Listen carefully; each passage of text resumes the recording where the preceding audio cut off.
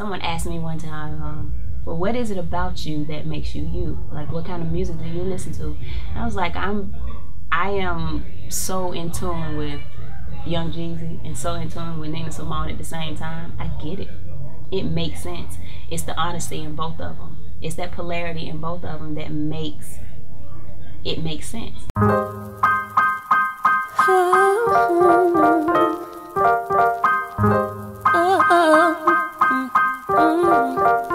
Boy, listen, everybody can't be in my head.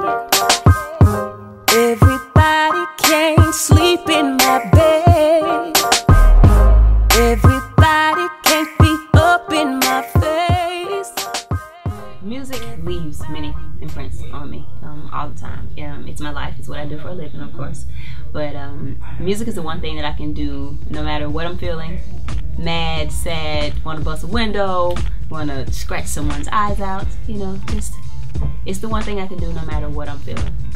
I come from a singing family. Like, my mom sang, all the women in my family sang. My dad, he's a mechanic, but he knows this one song, this one Marvin Gaye song, and he goes in. He loves it, and he sounds so good. But other songs, Dad, maybe not. So I've been singing since I can remember, and I didn't necessarily want to follow the same path as my mom and my great-grandmother and stuff, my grandmother and aunts. So I wanted to be like a little showgirl, like, you know, give me some feather fans and, you know, sequins, beads, so I can just kick my leg up and just smile, and, you know, I look like everybody on the assembly line.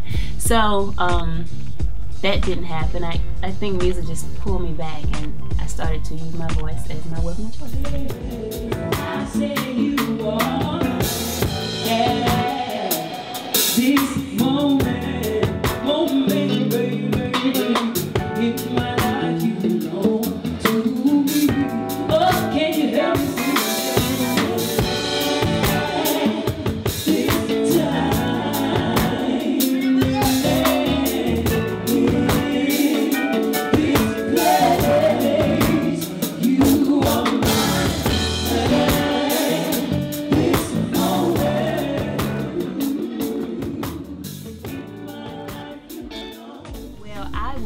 Not necessarily on Rowdy Records, but that is Dallas Austin. Dallas had another label, and I was more so signed to Dark Ink, but it was, you know, in the same family. And I really remember learning. That was a big learning curve in my life, working with Dallas. He's such a great writer, great producer, and he's worked with everybody in the business to where he could retire at freaking 28, you know. So that learning curve that I had, I learned so much about myself, because that was so R&B influenced. And as I'm listening to all these different types of songs and music, hip-hop, R&B, pop, rock, and he did it all, I started to gravitate more to anything that moved me, and it was typically the soulful sound. And I remember going to Dallas one day, and it was when Chico DeBarge's album came out, and I was like, Dallas, you heard Chico DeBarge's album? Long time no see. He was like, he was so cool about it. He was like, yeah, you should listen to his brother. And I'm like, okay. So of course I had DeBarge albums and El DeBarge or whatever, but it was something about Chico's album that it was so, cause it felt so right. You know what I mean? It was still rhythm and blues, and this is before the whole neo soul phrasing was coined. Yeah, but I mean, I just love the album. I remember going to Dallas like, yo, I really like this.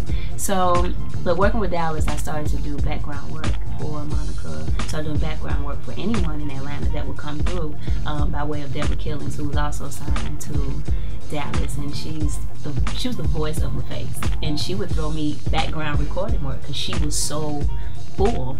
So it was just so much going on, and I learned a lot there, and that was kind of like the middle part, you know, of my career. Right. That was a I mean, you know my music pretty well. It's very storytelling, relationship, good and bad, you know, middle way. And Nobody But You just felt so good. Piano, it was catchy, you know, and I remember sitting in the car with at the time, my 3-year-old niece, and she kept saying, Auntie, play that again. And she started singing along. And it was catchy. I was like, yo, she's singing the song. You know, and I was just like, this is the one. It feels good. It's a happy song.